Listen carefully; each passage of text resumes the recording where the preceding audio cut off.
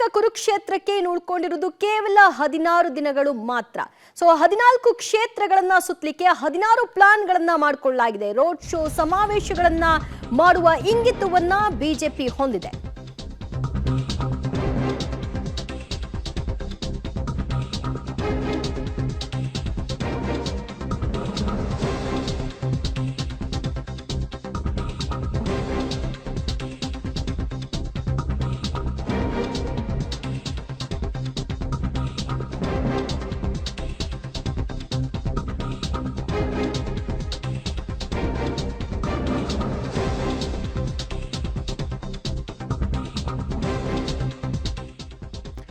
ಕರ್ನಾಟಕ ಕುರುಕ್ಷೇತ್ರಕ್ಕೆ ಇನ್ನು 16 ದಿನಗಳು ಮಾತ್ರ ಬಾಕಿ ಉಳ್ಕೊಂಡಿದೆ.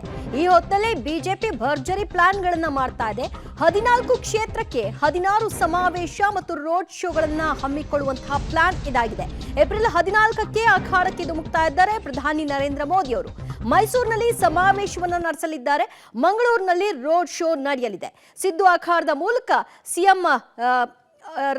ಸಿಎಂ ತವರಿನಲ್ಲಿ ರಣಕಹಳೆಯನ್ನು ಮೊಳಗಿಸಲಿದ್ದಾರೆ ಪ್ರಧಾನಿ ನರೇಂದ್ರ ಮೋದಿ ಅವರು. ಏಪ್ರಿಲ್ 14ರ ಸಂಜೆ 5ಕ್ಕೆ ಮಂಗಳೂರಿನಲ್ಲಿ ರೋಡ್ ಶೋವನ್ನ ಹಮ್ಮಿಕೊಳ್ಳಲಾಗಿದೆ. ಮಂಗಳೂರಿನಲ್ಲಿ ಸಮಾವೇಶವನ್ನ ಮಾಡಬೇಕು ಅನ್ನುವಂತಹ ಪ್ಲಾನ್ ಆಗಿತ್ತು. ಈಗ ಬದಲಾವಣೆಯಾಗಿದೆ. ರೋಡ್ ಶೋವನ್ನ ಮಾಡೋದಕ್ಕೆ ಉದ್ದೇಶಿಸಲಾಗಿದೆ.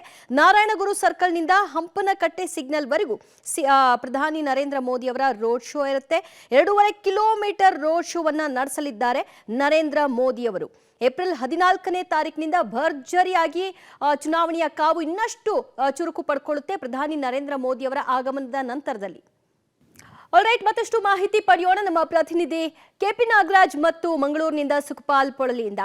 ಕೆಪಿ ನಾಗರಾಜ್, ಮುಖ್ಯಮಂತ್ರಿಗಳ ತವರು ಜಿಲ್ಲೆಯಲ್ಲಿ ಭರ್ಜರಿಯಾಗಿ ಸಮಾವೇಶವನ್ನ ನಡೆಸಬೇಕು ಅನ್ನುವಂತಹ ಪ್ಲಾನ್ ಅನ್ನ ಬಿಜೆಪಿ ಹಾಕೊಂಡಿದೆ. ಈ ಮೂಲಕವಾಗಿ ಪ್ರಧಾನಿ ನರೇಂದ್ರ ಮೋದಿ ಅವರ ಸಮಾವೇಶಕ್ಕೆ ಯಾವ ರೀತಿಯಾದಂತಹ ತಯಾರಿಗಳಾಗಿದೆ, ಯಾವ ರೀತಿಯ ರಣತಂತ್ರವನ್ನ ರೂಪಿಸ್ತಾ ಇದ್ದಾರೆ? ದಿವ್ಯ, ಬಿಜೆಪಿ ಇಲ್ಲಿಯವರೆಗೂ ಮಾಡಿದಂಥ ಪ್ರಚಾರಗಳ ತೂಕವೇ ಒಂದು ಅನ್ನೋದಾದರೆ ಪ್ರಧಾನಮಂತ್ರಿಗಳ ಒಂದು ಸಮಾವೇಶದ ತೂಕವೂ ಕೂಡ ಅದರ ದುಪ್ಪಟ. ಈ ಕಾರಣಕ್ಕೋಸ್ಕರವಾಗಿ ಬಿಜೆಪಿ ಒಂದು ರೀತಿಯಾಗಿ ಭಾಳ ಕಾಯ್ತಾ ಇದ್ದಂಥದ್ದು ಪ್ರಧಾನಮಂತ್ರಿಗಳ ಕಚೇರಿಯಿಂದ ಡೇಟ್ ಯಾವಾಗ ಫಿಕ್ಸ್ ಆಗುತ್ತೆ ಅನ್ನುವಂಥದ್ದು. ಪ್ರಮುಖವಾಗಿ ಮೈಸೂರನ್ನ ಕೇಂದ್ರವಾಗಿ ಇಟ್ಟುಕೊಂಡು ಮೈಸೂರು, ಚಾಮರಾಜನಗರ, ಮಂಡ್ಯ ಮತ್ತು ಹಾಸನ ಈ 4 ಡಿಸ್ಟಿಕ್ಗಳಿಗೆ ಸಂಬಂಧಪಟ್ಟಂಥ ಬೃಹತ್ ಸಮಾವೇಶ ಮೈಸೂರಿನಲ್ಲಿ 14ನೇ ತಾರೀಕು ನಡೆಯುತ್ತೆ. ಬಹುತೇಕ ಇನ್ನು ಟೈಮ್ ಅಂತಿಮವಾಗಬೇಕು. ಯಾಕೆಂದರೆ ಮಂಗಳೂರಿನ ರೋಡ್ ಶೋ ಮತ್ತು ಮೈಸೂರಿನ ಸಮಾವೇಶ ಎರಡೂ ಕೂಡ ಒಂದೇ ದಿನ ಇರುವಂಥ ಕಾರಣಕ್ಕೋಸ್ಕರವಾಗಿ ಬಹುತೇಕ ಇವತ್ತಿನ ಸಂಜೆ ವೇಳೆಗಡೆ ಆ ಟೈಮ್ ಕೂಡ ಫೈನಲ್ ಆಗುತ್ತೆ. ಈಗ ಇರುವಂಥ ಮಾಹಿತಿಗಳ ಪ್ರಕಾರವಾಗಿ ಏಪ್ರಿಲ್ 14ರ ಬೆಳಗ್ಗೆ ಈ ಒಂದು ಬೃಹತ್ ಸಮಾವೇಶ ಮೈಸೂರಿನ ಮಹಾರಾಜ ಕಾಲೇಜ್ ಮೈದಾನದಲ್ಲಿ ಆಯೋಜನೆ ಮಾಡೋದಕ್ಕೂ ಕೂಡ ಸೂಚನೆಗಳು ಬಂದಿದ್ದಾವೆ. ಒಟ್ಟು 4 ಲೋಕಸಭಾ ಕ್ಷೇತ್ರಗಳಿಂದ ಲಕ್ಷಾಂತರ ಕಾರ್ಯಕರ್ತರನ್ನು ಸೇರಿಸಿಕೊಂಡು ಈ ಒಂದು ಸಮಾವೇಶವನ್ನು ಮಾಡೋದಕ್ಕೂ ಕೂಡ ಮುಂದಾಗಿರುವಂಥದ್ದು. ಯಾಕಂದರೆ ಮೋದಿಯವರ ಸಮಾವೇಶದ ಮೂಲಕವಾಗಿ ಒಂದು ದೊಡ್ಡ ಮಟ್ಟದ ಎನರ್ಜಿಯನ್ನು ಇಡೀ ಕೇವಲ ಈ ಕ್ಷೇತ್ರಗಳಿಗೆ ಮಾತ್ರ ಅಲ್ಲ, ಕರ್ನಾಟಕದ ಎಲ್ಲ ಕ್ಷೇತ್ರಗಳಿಗೂ ಕೂಡ ಎನರ್ಜಿಯನ್ನು ಬೂಸ್ಟಪ್ ಮಾಡುವಂಥದ್ದು ಬಿಜೆಪಿಯ ಲೆಕ್ಕಾಚಾರ. ಈ ನೆಲೆಯಲ್ಲಿ ಸಮಾವೇಶಕ್ಕೆ ಒಂದು ರೀತಿಯಾದಂತಹ ದೊಡ್ಡ ಮಟ್ಟದ ಸಿದ್ಧತೆಯು ಕೂಡ ಈಗಾಗಲೇ ಶುರುವಾಗ್ತಾ ಇದೆ. ದಿವ್ಯಾ, ರೈಟ್, ಸಂಪರ್ಕದಲ್ಲಿರಿ, ಮತ್ತಷ್ಟು ಮಾಹಿತಿ ಪಡ್ಕೊಳ್ತೀನಿ. ಕೆಪಿ ನಾಗರಾಜ್ ಇನ್ನಷ್ಟು ಮಾಹಿತಿ ಕೊಡ್ತಾರೆ ಮಂಗಳೂರಿನಿಂದ ಸುಖಪಾಲ್ ಪೊಳಲಿ. ಸುಖಪಾಲ್, ಮೊದಲಿಗೆ ಸಮಾವೇಶದ ಒಂದು ಪ್ಲಾನ್ ಕೂಡ ಇತ್ತು. ಯಾಕೆ ಈ ಪ್ಲಾನ್ ಬದಲಾವಣೆ ಆಗಿದೆ? ರೋಡ್ ಶೋಗೆ ಮಾತ್ರ ಸೀಮಿತಗೊಳಿಸ್ತಾ ಇದ್ದಾರೆ, ಅದಕ್ಕೇನಾದರೂ ರೀಸನ್ ಇದೆಯಾ? ಏಪ್ರಿಲ್ 14ರಂದು ಮಧ್ಯಾಹ್ನ 3 ಗಂಟೆಗೆ ಮಂಗಳೂರಿನ ಬಂಗ್ರಕುಳೂರಿನಲ್ಲಿರುವಂತಹ ಒಂದು ಗೋಲ್ಡ್ ಫಿಂಚ್ ಮೈದಾನದಲ್ಲಿ ಮೋದಿ ಅವರ ಸಮಾವೇಶ ಇತ್ತು. ಆದರೆ ಅದನ್ನು ಏಕಾಏಕಿಯಾಗಿ ಇವತ್ತು ಬೆಳಿಗ್ಗೆ ಕ್ಯಾನ್ಸಲ್ ಮಾಡಿ ಅದನ್ನು ಈಗ ರೋಡ್ ಶೋಗೆ ಮಾಡಲಾಗಿರುವಂಥದ್ದು. ಇದು ಇವತ್ತು ಆ ಒಂದು ಕಾರ್ಯಕ್ರಮ ನಡೆಯುವಂಥ ಸ್ಥಳದಲ್ಲಿ ಚಪ್ಪರ ಮುಹೂರ್ತ ಇತ್ತು. ಆದರೆ ಬೆಳಗ್ಗೆನೇ ಇವತ್ತು ಈ ಒಂದು ಬದಲಾವಣೆ ಕಂಡು ಬಂದಿರುವಂಥ ಹಿನ್ನೆಲೆಯಲ್ಲಿ ಇವತ್ತು ಬದಲಾವಣೆಯನ್ನು ಮಾಡಲಾಗಿದೆ. ಅದೇ ದಿನ ಅಂದರೆ 14ನೇ ತಾರೀಕು ಭಾನುವಾರದಂದು ಸಂಜೆ 5 ಗಂಟೆಗೆ ರೋಡ್ ಶೋವನ್ನು ಹಮ್ಮಿಕೊಂಡಿರುವಂಥದ್ದು. ಅಲ್ಲಿನ ಮಂಗಳೂರಿನ ನಾರಾಯಣಗುರು ಸರ್ಕಲ್ ಅಂದರೆ ಲೇಡಿ ಹಿಲ್ನಲ್ಲಿರುವಂಥ ನಾರಾಯಣಗುರು ಸರ್ಕಲ್ನಲ್ಲಿ ಮೊದಲಿಗೆ ಈ ಒಂದು ರೋಡ್ ಶೋ ಆರಂಭ ಆಗುತ್ತೆ. ಅಲ್ಲಿರುವಂಥ ನಾರಾಯಣಗುರು ಮೂರ್ತಿಗೆ ಮಾಲಾರ್ಪಣೆಯನ್ನು ಮೋದಿ ಅವರು ಮಾಡುವುದರ ಮೂಲಕ ಅಲ್ಲಿಂದ ನೇರವಾಗಿ ಸುಮಾರು 2.5 ಕಿಲೋಮೀಟರ್ ದೂರ ಇರುವಂಥ ಹಂಪನಕಟ್ಟೆವರೆಗೂ ರೋಡ್ ಶೋ ನಡೆಯುತ್ತದೆ. ಅದು ಮಂಗಳೂರಿನ ನಾರಾಯಣಗುರು ಸರ್ಕಲ್ನಿಂದ Ballal Bagh, MG road, PVS, Navabharat circle ಹಾಗೆ ಹಂಪನಕಟ್ಟೆವರೆಗೂ ಸಾಗಲಿದೆ. ಸಾವಿರಾರು ಸಂಖ್ಯೆಯಲ್ಲಿ ಈ ಸಂದರ್ಭದಲ್ಲಿ ಕಾರ್ಯಕರ್ತರು ಮತ್ತು ಮೋದಿ ಅಭಿಮಾನಿಗಳು ಭಾಗವಹಿಸುವಂಥ ಸಾಧ್ಯತೆ ಇರುವಂಥದ್ದು. ಹೀಗಾಗಿ ಇದಕ್ಕೆ ಬೇಕಾದಂಥ ತಯಾರಿಗಳನ್ನು ಜಿಲ್ಲಾ ಬಿಜೆಪಿ ಈಗಾಗಲೇ ಮಾಡಿರುವಂಥದ್ದು. ಕೊನೆಯ ಗಳಿಗೆಯಲ್ಲಿ ಸಮಾವೇಶವನ್ನು ರದ್ದುಗೊಳಿಸಿ ಈಗ ರೋಡ್ ಶೋವನ್ನು ಮಾಡಿರುವಂಥದ್ದು. ಹಾಗಾಗಿ ಮೋದಿಯವರ ಕಾರ್ಯಕ್ರಮ ಮೊದಲಾಗಿ ಫಿಕ್ಸ್ ಆಗಿರುವಂಥದ್ದು ಸಮಾವೇಶ. ಅಲ್ಲಿ ಸಾವಿರಾರು ಸಂಖ್ಯೆಯಲ್ಲಿ ಜನರನ್ನು ಸೇರಿಸಬೇಕು ಅನ್ನುವಂಥ ತಯಾರಿಗಳನ್ನು ಈಗಾಗಲೇ ಬಿಜೆಪಿ ಮಾಡಿತ್ತು. ಆದರೆ ಈಗ ಕೊನೆಯ ಗಳಿಗೆಯಲ್ಲಿ ಕೆಲವೇ ದಿನಗಳು ಬಾಕಿ ಇರುವಂಥ ಸಂದರ್ಭದಲ್ಲಿ ಈಗ ರೋಡ್ ಶೋವನ್ನು ಮಾತ್ರ ಆಯೋಜನೆ ಮಾಡಲಾಗಿರುವಂಥದ್ದು. ಹಾಗಾಗಿ ಈ ರೋಡ್ ಶೋ ಮಾಡುವಂಥ ಉದ್ದಕ್ಕೂ ಜನರನ್ನು ಸೇರಿಸುವಂಥ ಪ್ಲಾನ್ಗಳನ್ನು ಈಗ BJP ಮಾಡ್ತಾ ಇರುವಂಥದ್ದು. Divya, thank you Sukhpal, thank you KP Nagaraj. ನಿಮ್ಮಿಬ್ಬರ ಮಾಹಿತಿಗಾಗಿ ಸದ್ಯ ಮೈಸೂರಿನಲ್ಲಿ ಬೃಹತ್ ಸಮಾವೇಶವನ್ನ ಹಮ್ಮಿಕೊಳ್ಳಲಾಗಿದೆ.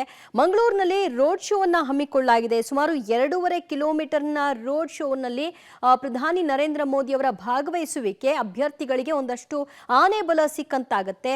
ಮೈಸೂರು, ಮಂಡ್ಯ, ಚಾಮರಾಜನಗರ, ಹಾಸನ ಭಾಗಕ್ಕೂ ಕೂಡ ಇದು ಹೆಚ್ಚು ಇಂಪ್ಯಾಕ್ಟ್ ಆಗುವ ನಿರೀಕ್ಷೆಯನ್ನು ಇಟ್ಕೊಳ್ಳಲಾಗಿದೆ. ಫಸ್ಟ್ ಹಾಫ್ನಲ್ಲಿ 14 ಕ್ಷೇತ್ರಗಳಿಗೆ ಚುನಾವಣೆ ನಡೀತಾ ಇದೆ. ಈ 14 ಕ್ಷೇತ್ರಗಳ ಮೇಲೆ ಬಿಜೆಪಿ ಫೋಕಸ್ ಮಾಡ್ತಾ ಇದೆ. ಮೋದಿ 4 ಕಡೆ ಸಮಾವೇಶ ಅಥವಾ ರ್ಯಾಲಿಯನ್ನ ನಡೆಸ್ತಾರೆ ಅನ್ನುವಂತಹ ಅಭಿಪ್ರಾಯಗಳು ಕೇಳಿಬರ್ತಾ ಇದೆ.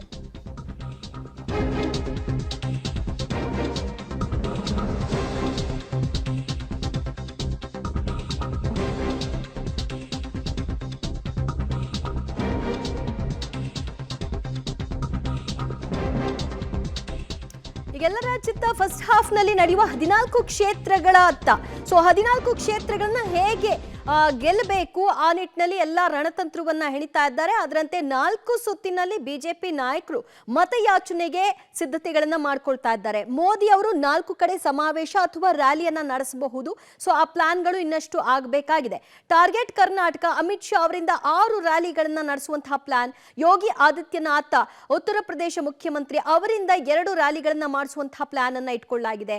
JP ನಡ್ಡಾ ಅವರಿಂದ 4 ರ್ಯಾಲಿಗಳನ್ನ ಹಮ್ಮಿಕೊಳ್ಳುವಂತಹ ನಿರೀಕ್ಷೆಯನ್ನು ಕೂಡ ಹೊಂದಲಾಗಿದೆ. ಮೋದಿ ಅವರಿಂದ ಒಟ್ಟು 4 ರ್ಯಾಲಿಗಳು ಆಗುತ್ತೆ ಅನ್ನುವಂತಹ ಲೆಕ್ಕಾಚಾರಗಳು. ಅದರ ದಿನಾಂಕಗಳು ಮತ್ತು ವೇಳಾಪಟ್ಟಿ ಇನ್ನಷ್ಟೇ ತಯಾರಾಗಬೇಕಾಗಿದೆ. ಒಟ್ಟು ಇಷ್ಟು ರ್ಯಾಲಿಗಳನ್ನ ಮಾಡೋ ಮೂಲಕವಾಗಿ ಕೇಂದ್ರ ನಾಯಕರಿಂದ ಹೆಚ್ಚಿನ ಸಂಖ್ಯೆಯಲ್ಲಿ ಮತವನ್ನ ಸೆಳೆಯುವಂತಹ ಪ್ರಯತ್ನಗಳನ್ನ ಬಿಜೆಪಿ ನಾಯಕರು ಮಾಡಿಕೊಂಡಿದ್ದಾರೆ. ಅದರಂತೆ ನಡ್ಡಾ, ಯೋಗಿ ಆದಿತ್ಯನಾಥ್, ಪ್ರಧಾನಿ ನರೇಂದ್ರ ಮೋದಿ ಅವರು, ಅಮಿತ್ ಶಾ ಅವರೆಲ್ಲರೂ ಕೂಡ ರ್ಯಾಲಿಗಳನ್ನ ನಡೆಸೋದಕ್ಕೆ ಒಂದಷ್ಟು ದಿನಾಂಕಗಳನ್ನ ಫಿಕ್ಸ್ ಮಾಡ್ಕೊಳ್ಬೇಕಾಗಿದೆ. ಆಯಾ ದಿನಾಂಕಗಳಂದು ಅವರು ಬಂದು ಬೃಹತ್ ರ್ಯಾಲಿಯನ್ನ ಮಾಡ್ತಾರೆ. ಯಾವ್ಯಾವ ಒಂದು ಕ್ಷೇತ್ರವಾರು ಇವರ ಒಂದು ರ್ಯಾಲಿಗಳಿರುತ್ತೆ ಅನ್ನೋದು ಮುಂದಿನ ದಿನಗಳಲ್ಲಿ ಗೊತ್ತಾಗುತ್ತೆ. ಒಟ್ಟು 4 ಹಂತಗಳಲ್ಲಿ ರ್ಯಾಲಿಗಳನ್ನ ಮಾಡಬೇಕು, ಸಮಾವೇಶಗಳನ್ನ ಮಾಡಬೇಕು ಅನ್ನೋ ಪ್ಲಾನ್ ಬಿಜೆಪಿ ನಾಯಕರದ್ದು.